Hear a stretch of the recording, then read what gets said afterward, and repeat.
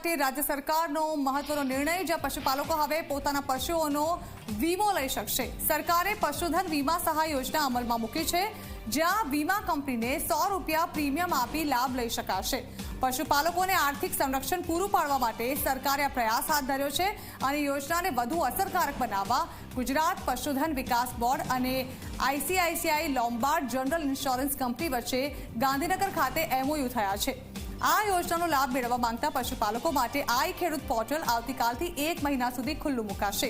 પ્રતિ પશુપાલક 1 થી 3 વેતનના હોય તેવા ગાય ભેંસ વર્ગના મહત્તમ 3 પશુઓ માટે આ સહાય અપાશે અને આ યોજના હેઠળ પ્રથમ તબક્કામાં સૌરાષ્ટ્ર કચ્છ વિસ્તારના 50,000 જેટલા પશુઓને આવરી લેવાનું સરકારનું આયોજન છે। આ અંગે વધુ માહિતી સંવાદદાતા હિતલ પારેખ આપી રહ્યા છે। હિતલ, વિસ્તારથી જાણવા માંગીશું કે શું નિર્ણય લેવાયો છે સરકાર દ્વારા?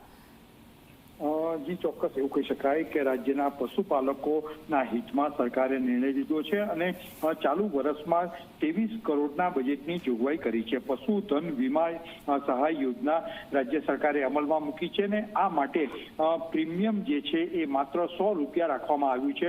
હવે રાજ્યના પશુપાલકો વીમા કંપનીને માત્ર ₹100ના પ્રીમિયમ સાથે પશુનો વીમો લઈને તેની સુરક્ષા કવચ ઊભું કરી શકશે। આ પ્રકારની યોજના અમલમાં મૂકી છે। એ અંગેના MOU પણ આજે કરવામાં આવ્યા છે અને ક્યાંક ને ક્યાંક જોવા જઈએ તો આવતીકાલથી 1 મહિના માટે આઈ પોર્ટલ પર આના માટે રજીસ્ટ્રેશન કરી શકાશે।